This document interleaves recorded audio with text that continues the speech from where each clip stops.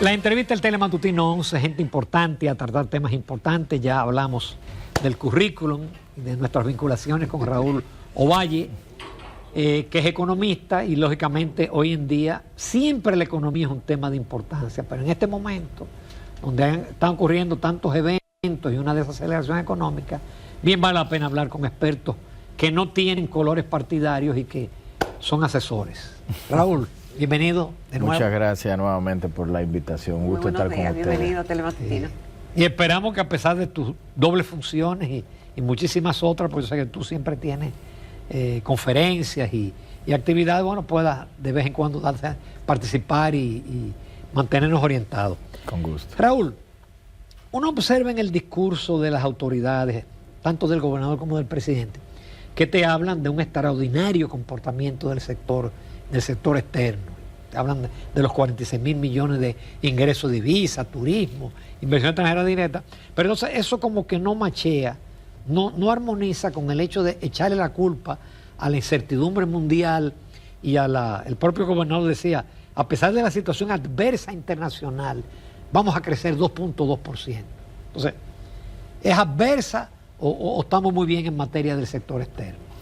La situación internacional sin duda es adversa. Estamos viendo niveles de incertidumbre, sobre todo vinculado a la nueva política económica que desde la primera nación del mundo se viene impulsando, este nuevo orden arancelario, este nuevo orden de seguridad transatlántica a nivel geopolítico. Ustedes ya mencionaban lo que viene ocurriendo en las costas venezolanas, en fin, de que hay un entorno elevado de incertidumbre, pues no hay duda.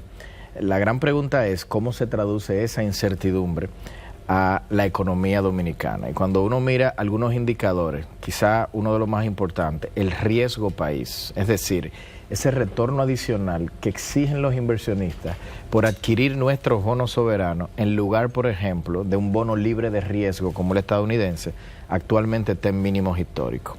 El Fondo Monetario, en su visita anual de supervisión macroeconómica, estuvo el mes pasado y dijo que República Dominicana en la región latinoamericana tiene un futuro próspero. La calificadora Moody's hace 2 meses elevó la calificación crediticia.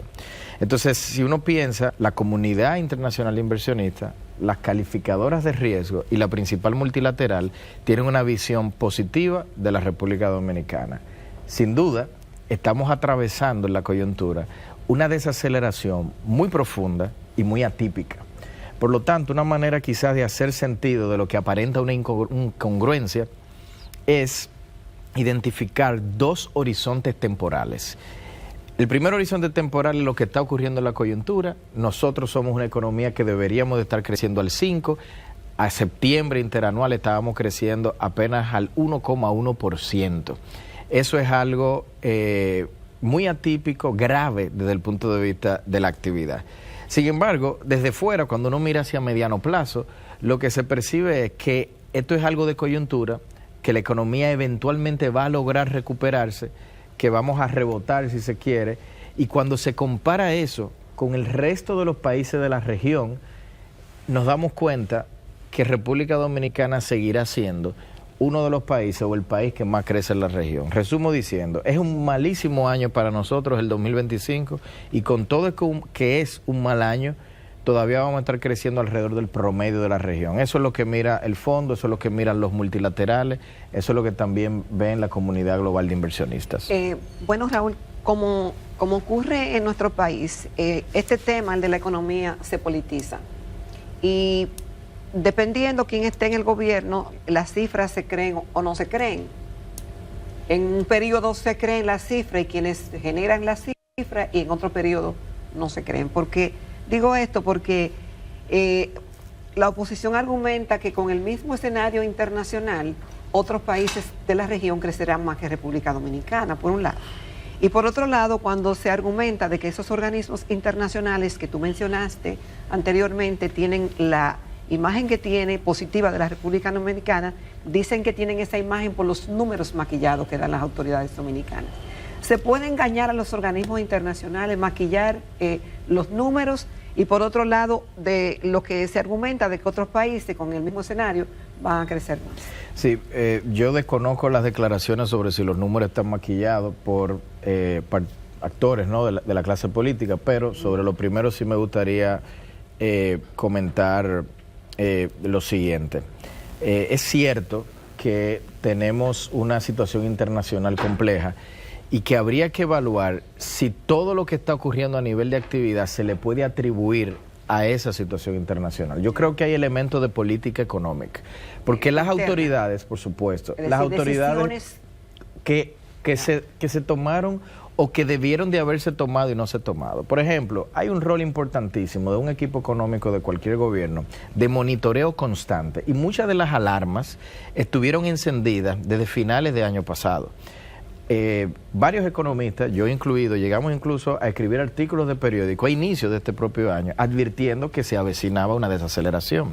Entonces, cuando esto ocurre, por supuesto que hay un rol, tanto para la política monetaria como para la política fiscal, de entregarle algo de dosis, ¿no?, al paciente para minimizar el dolor. Aquí una dosis clave es la fiscal, sobre todo los elementos de inversión pública. Yo creo que el gobierno, con el nuevo ministro, Magín Díaz, una persona con mucha experiencia, muy capacitada, que previo a asumir la posición ya había advertido sobre los niveles bastante bajos de inversión pública. Bueno, ahora que está en la posición, lo primero que hizo fue que en el marco de un presupuesto complementario incrementó la inversión pública de una manera todavía muy tímida. Está todavía limitada la política fiscal por un diseño, en mi opinión...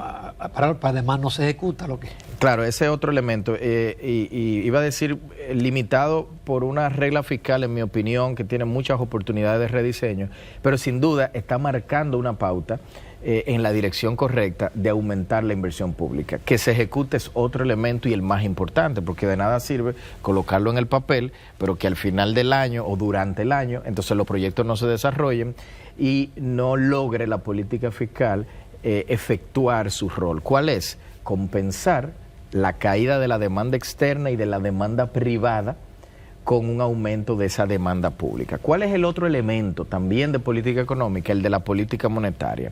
Pero aquí, a diferencia del Ministerio de Hacienda, el Banco Central está quizás más restringido, porque lo que se ha dicho poco es que desde que el Banco Central opera bajo un esquema de metas de inflación que inició en el año 2012, nunca le había tocado un entorno de tasas internacionales tan elevadas como el que actualmente tiene. ¿Qué posiblemente va a ocurrir hacia 2026? Como la Reserva Federal ya inició un cambio de dirección en su política monetaria y va a comenzar a bajar la tasa de interés, pues eso le va a dar mayores grados de flexibilidad a que el Banco Central pueda también bajar tasas. ¿Cuál era el problema que estaba enfrentando este año y el año pasado? Que con tasa de interés elevada afuera, pues había una proporción de dominicanos de alto valor patrimonial, de empresas que tomaban sus ahorros en pesos, lo cambiaban a dólares, sacaban los dólares en búsqueda de un mayor retorno, no porque existiera incertidumbre aquí, sino porque el retorno fuera estaba muy alto y eso presionaba el tipo de cambio. ¿Cómo el Banco Central desincentiva entonces esa volatilidad cambiaria vía la salida de dólares? Aumentando la tasa de interés en pesos para desincentivar la salida. Pero ese aumento de la tasa de interés en pesos desacelera a su vez la economía, que es parte de lo que vemos. O sea que en resumen yo diría, sí hay una situación internacional bastante compleja que tiene consecuencias en la República Dominicana y que ha tenido consecuencias en términos de la política económica. La monetaria mucho más restringida que la fiscal hasta hace muy poco comienza a dar un giro, en mi opinión, en la dirección correcta. Pero a pesar de esas tasas de interés altas, vemos una inestabilidad cambiaria nunca vista. Porque nosotros crecíamos la depreciación 3%, 5%. Este año ha habido 3 picos y un mínimo. Y ayer cerró en 64.53. Es decir, que no ha habido manera de detener. ¿A qué se debe esa inestabilidad cambiaria? Si las tasas no hubiesen subido tanto como lo hicieron, pues la depreciación de la moneda hubiese sido mucho mayor. Aquí es importante tomar una referencia. En República Dominicana, en las últimas décadas, la moneda se deprecia en promedio 4% al año. Es decir, si yo parto el año con, digamos, 60 por 1 pesos por dólares, Por dólar. termino el año aproximadamente entre 63,5 y 64. Esa más o menos ha sido la depreciación promedio que hemos visto en la última década. Que se está en el rango meta. Estamos actualmente en ese nivel. Si ustedes buscan el número de la depreciación promedio del año, estamos ahí. El problema, como dice Ramón, es la volatilidad.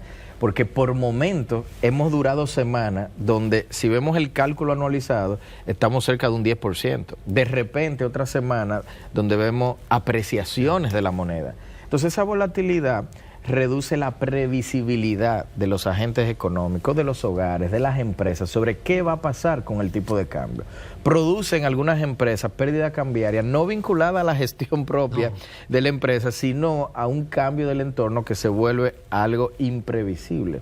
Y ahí es donde yo pienso que las autoridades monetarias podrían tener una oportunidad en su estrategia de comunicación de brindar la tranquilidad que entiendo el pueblo requiere, porque yo quiero ser claro con algo, aquí hay que diferenciar el miedo del peligro. A mí no me preocupa y no creo que a ningún economista serio le preocupe que estemos al borde o cerca de algún precipicio cambiario. República Dominicana está recibiendo la mayor cantidad de divisas de toda su historia, cerca de 50,000 millones de dólares al año. Aquí el problema no tiene que ver por una falta de divisas, aquí el problema cambiario, la volatilidad, para no ni siquiera llamarle problema, es justamente que estamos navegando un entorno de tasa de interés alta que está incentivando a que salgan dólares buscando esos retornos. En ese marco, un banco central podría pensar en bandas implícitas, por ejemplo, a un ICE a corto plazo, que le brinden previsibilidad a los tomadores de decisiones. Porque usted no tuviera ningún problema si mañana le dicen que la depreciación no va a ser 4, que va a ser 6, va a ser más alta, pero se va a mover alrededor del 6 durante todo el año. El problema está cuando la depreciación en promedio es 4, pero por momentos es negativa y de repente se vuelve muy positiva y no hay previsibilidad sobre hacia dónde se dirige el tipo de cambio. Raúl, finalmente, ¿la desaceleración es de origen interno o externo? Hay una mezcla. Hay que reconocer que nosotros estamos bastante integrados con la economía americana. Como saben, es nuestro principal socio comercial, nuestro principal emisor de turistas, de inversión extranjera directa y de remesas. Se estima que por cada punto de crecimiento en Estados Unidos, República Dominicana crece en promedio entre 1,5 y 2. Y previo al año 2025, previo a este entorno de incertidumbre que hemos estado atravesando este año, Estados Unidos estaba creciendo cerca del 3%. En este año se estima va a crecer 2%. Por lo tanto, aquí hay una fuente de desaceleración externa que por esa integrada cadena de valor, pues parte de esa desaceleración se transmite a la desaceleración de la República Dominicana. Y es, por cierto, lo que me lleva a pensar que 2026... por más malo que haya sido el 25, no va a ser un año como este, va a ser un inicio de una recuperación. Esto es como un paciente. Solamente con el rebote. Va a haber un rebote porque la economía americana probablemente no se va a desacelerar más de lo que ya lo ha hecho. Va a tener, de hecho, un sesgo de crecimiento hacia el alza. Y si me voy a una analogía médica, esto es un paciente que sin duda ha atravesado un proceso viral que requirió entrar al hospital, no a cuidados intensivos, sino a recibir dosis de tratamiento y que en el 26 pues va a salir del hospital y retorna a la casa. No es que va a poder correr un maratón automáticamente. Va a necesitar un periodo de recuperación que yo estimo va a comenzar a fortalecerse a partir de la segunda mitad del año que viene y ya hacia 2027 veremos una economía, en ausencia de materializaciones de riesgos internacionales, que logre crecer de manera sostenida. Pero hay componentes externos, para resumir, y como ya mencioné, componentes domésticos detrás de esta desaceleración. Ahora, Raúl, sí, eso sería posible, esa recuperación económica en el 2026, si ya el entorno internacional, ya lo explicaste, Estados Unidos, pero también decisiones internas que fueron freno en este 2025, si se corrigen para el 2026. Claro, ahí hay temas, yo estoy aquí hablando de un escenario en ausencia de riesgo. ¿Cuáles son entonces los riesgos que podrían desviar de esa perspectiva? Se habla de si se va o no a implementar una reforma fiscal. El ministro ha dicho que no ha tocado el tema con el presidente, pero no deja de ser un riesgo. Y si efectivamente se fuese a introducir un cambio, aún y sea con una ambición limitada, aún y sea, como se ha dicho popularmente, un parche fiscal, eso introduce un elemento de incertidumbre, aún y sea coyuntural, y por supuesto llevaría a una recuperación más lenta. Yo no estoy anticipando que eso vaya a ocurrir, pero hay que incorporarlo en el escenario de riesgo. Si Estados Unidos no logra bajar las tasas de interés internacionales, la Reserva Federal, digo, ese Banco Central, y retrasan esa reducción de tasas, pues eso implicaría entonces que nuestras tasas no van a poder bajar también de una manera más sostenida, y eso es otro elemento de riesgo. O sea que, por supuesto, hay que reconocer que esta incertidumbre se traduce a riesgo y no todo está escrito, y por eso hay que estar monitoreando el entorno. Nos vamos a una pausa, Raúl, todavía nos quedan muchos temas. Excelente. Volvemos en unos minutos. Continuamos en Telematutino 11, nos acompaña el licenciado Raúl Ovalles, director de la Escuela de Economía de la Pucamaima y socio director de Analítica. Raúl, tú estuviste en un evento y llamó mucho la atención tu participación, creo que un evento privado, donde hablabas de si se llegara, qué pasaría en la República Dominicana y cómo afectaría la economía en la República Dominicana si se llegara a cumplir la amenaza del presidente Trump de deportar a los que están en condición ilegal en los Estados Unidos. Y tú hablabas ahí que alrededor de un 15% se calcula de la comunidad dominicana, tú me corriges si el dato no está lo completamente preciso, está en esa condición y el impacto que eso tendría. ¿Tú pudieras compartir con nosotros el impacto que pudiera tener en el país si se produciría esa decisión? Sí, cómo no. Es más o menos así el número, anda en cerca de 15%. De los más de 2 millones de dominicanos que están específicamente en Estados Unidos, se estima que al menos 200,000, y con un sesgo al alza, están en una condición de indocumentado. Lo que se estuvo analizando en su momento era, ¿qué pasaría si esa proporción que a nivel nacional relativo a todos los indocumentados se aplicara al caso de los dominicanos y se retiran? ¿Qué impacto podrían tener eso? Uno piensa automáticamente en las remesas, ¿no? Sí. Y nosotros habíamos estimado que en términos de remesa, durante 4 años, posiblemente el número alcanzaría 160 millones de dólares. Pero este es un país que de remesa en un año recibe cerca de 11,000 millones. Y de todas las divisas, como ya mencioné antes, cerca de 50,000 millones de dólares. Por lo tanto, desde el punto de vista de las remesas, nosotros no vemos que eso vaya a tener o mover la aguja del mercado cambiario, ni siquiera la aguja del consumo privado que está conectado a las remesas. Y insisto, es por un tema de magnitudes. Nosotros además tenemos que reconocer que la gran mayoría de los dominicanos que están en Estados Unidos son dominicanos que están documentados, y por lo tanto el impacto que nosotros tenemos estimado es relativamente menor. Raúl, parece que aumenta ya la percepción en la comunidad económica de que ya no podemos hablar de un PIB potencial de 5%, sino que ya realmente es menor y que tenemos que acostumbrarnos a tasas menores de crecimiento. Yo pienso que sí.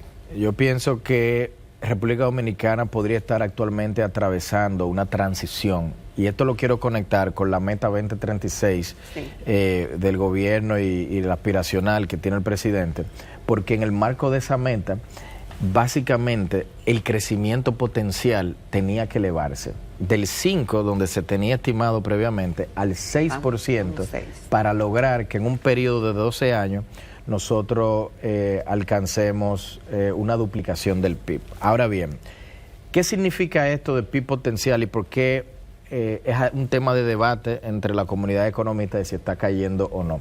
El PIB potencial refleja la máxima capacidad que tiene la economía de crecer cuando tiene incorporado todos los factores de producción, pero que ese crecimiento no genere inflación, porque hay periodos de crecimiento que pueden ser inflacionarios. Si mañana Banco Central decidiera llevar la tasa de interés a niveles históricamente bajos, seguro vamos a crecer, pero eventualmente eso puede generar inflaciones desordenadas. Entonces, ¿cuáles son esos factores de producción? Trabajo Y particularmente dentro del trabajo hay que considerar qué tanto capital humano tienen los trabajadores. Cuando uno analiza entonces el nivel de capital humano a través de un sinnúmero de métricas, quizá la más popular son las pruebas PISA.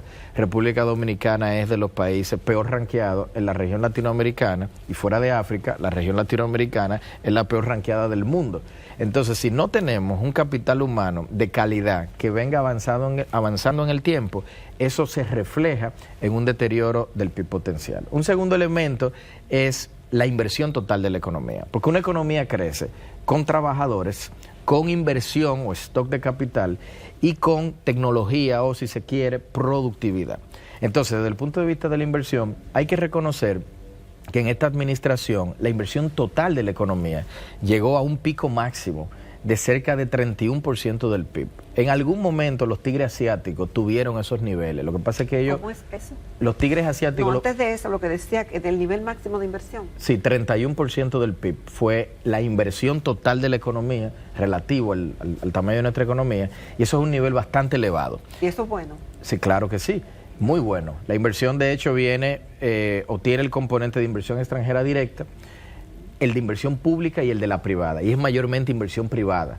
Entonces, llevar los niveles de inversión y lograr sostenerlo en estos niveles tan elevados, sobre el 30% del PIB, es una gran apuesta de la comunidad inversionista a largo plazo del país y, como dije, contribuye al crecimiento. Países en Asia que lograron elevar su tasa de crecimiento potencial sostuvieron estos niveles de inversión, pero por décadas. Nosotros logramos hacerlo por par de años, ahora viene cayendo, anda cerca de 26 del PIB. 26 sigue siendo alto, pero el problema es cómo se va a ver esto en los próximos 5 años, cómo se va a ver en la próxima década.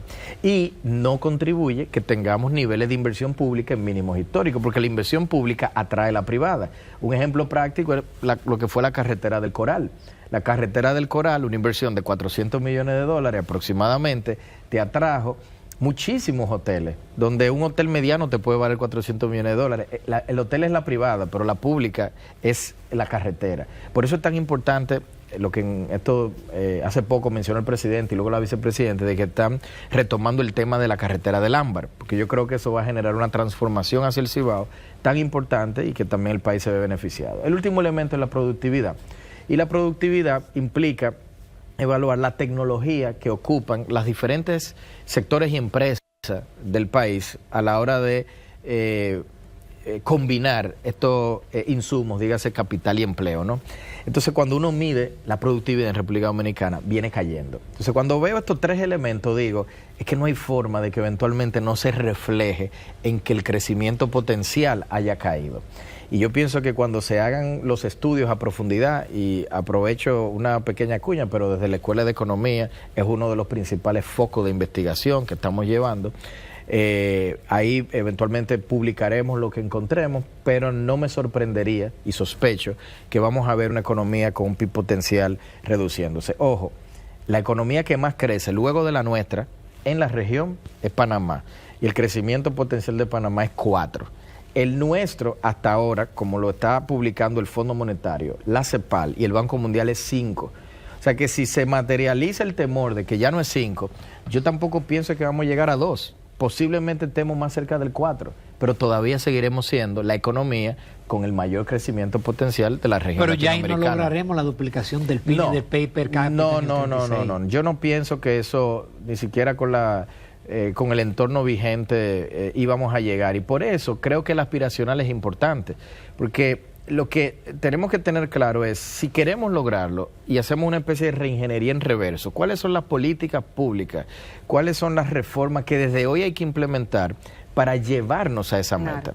Si mantenemos el status quo vigente, no hay que ser un genio para saber que no vamos a lograr crecer mágicamente al 6% cada año a partir del año que viene. Bueno, algunos dicen que es utópico la meta del 2036 de duplicar nuestro PIB, pero entre C y C tú decías que se pueden lograr todavía cosas.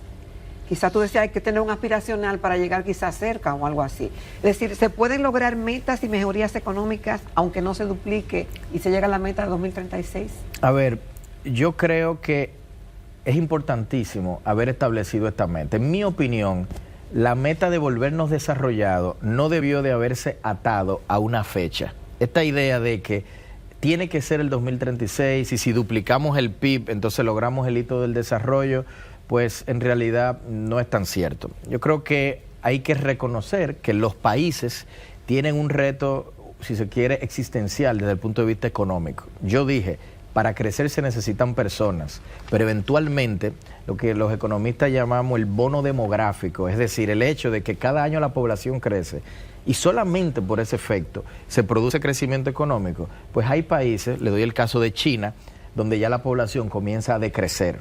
Entonces los chinos tienen una amenaza existencial porque tienen que buscar la manera de compensar vía productividad esa caída de crecimiento poblacional y por eso invierten tanto en tecnología. Déjenme aterrizar ahora el ejemplo de República Dominicana. ¿Cuándo la población dominicana va a comenzar a decrecer? Se estima que alrededor de 2055. Por lo tanto, tenemos 30 años para volvernos ricos antes que volvernos viejos. Y si son 30 años, nosotros pudiéramos pensar... ¿Podemos volvernos ricos, no? Sí, claro que sí. Hay países que lo han logrado. El tema es cuáles son las reformas que vamos a implementar para que eso ocurra. Porque hay un estudio del Banco Central de diciembre que decía que en las últimas décadas el crecimiento ha sido por el capital, pero lo que hemos tenido es un descenso de la productividad y la productividad de mano de obra. Entonces tenemos un tema de mano de obra. Por supuesto, pero insisto, lo primero que hay que definir es el horizonte temporal relevante. Y en mi opinión, el horizonte temporal relevante debió de haber sido ese 2055, 30 años. Esos 30 años ahora vamos a aterrizarlo por décadas, 3 décadas. Y esas décadas, ojalá y que por quinquenio, para que no tengan que depender del ciclo político cada 4 años. Pero con políticas públicas claras. Por supuesto. Entonces uno ahora tiene un marco para establecer políticas públicas que tengan impacto a corto, mediano y largo plazo, mirando siempre esa meta de volvernos ricos antes que volvernos viejos. O sea, comenzar a compensar con mayor productividad antes de que el bono demográfico, antes de que la población comience a caer. ¿Cuál es entonces ese sistema tributario que tendría República Dominicana en un contexto donde ya somos desarrollados? ¿Cuál es el sistema de pensiones que vamos a tener? ¿Cuáles son los elementos de una reforma de competitividad del mercado laboral? Fíjense que en esta reingeniería a la inversa nos estamos haciendo la pregunta de cómo nos queremos ver en la fotografía mañana. Sí. Es casi como ir al gimnasio y hacer la dieta y el ejercicio y diseñar el programa en función de ello. Entonces, creo que hay oportunidades en esa gobernanza de la famosa Meta 2036, pero no quiero dejar de reconocer la importancia de que el presidente Abinader, al colocarlo como una meta, pues organiza a toda la sociedad en función de ello. Yo creo que eso sí es importante y ojalá y que cada presidente que venga o presidenta hacia futuro pueda mantener esta visión de que ese debe de ser el objetivo de todos nosotros. Pero volvernos ricos las reformas estructurales, Raúl, tú puedes tener el objetivo, pero comenzando con la fiscal. Por eso dije que una vez definido ese objetivo, vamos ahora a tener esta gobernanza por plazos, quizá por quinquenio, lustros, para diseñar e impulsar las reformas necesarias. Sin reforma, claramente que no se va a lograr.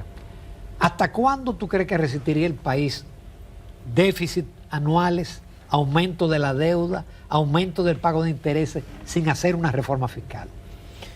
Tiene más de 15, tiene como 12 años haciéndolo y es posible que nosotros, con unas tasas de interés internacionales que estén bajando, podamos tener hasta una década adicional. Pero el tema aquí no es el hasta cuándo, porque digamos, bueno, podemos durar 10 años más, pero entonces vamos a esperar llegar al peor momento para de una manera desordenada, con un costo fiscal mucho mayor, comenzar a hacer el ejercicio y la dieta. Si desde hoy ya sé que tengo el colesterol alto, si desde hoy sé que estoy deteriorándome a nivel del espacio fiscal, yo creo que no, yo creo que hay que aprovechar este momento de crecimiento. No hablo de la coyuntura, digo de crecimiento a nivel del contexto de mediano plazo de República Dominicana para impulsar las reformas adecuadas. Porque de lo contrario, lo que hoy es solo colesterol alto, lo que hoy es un problema de espacio fiscal, mañana se puede convertir en un problema de que se comiencen a tapar las arterias económicas y de que efectivamente ya yo no esté hablando de que me preocupa poco el tema fiscal, sino de que podría volverse una situación grave, inminente. Y eso es lo que hay que evitar.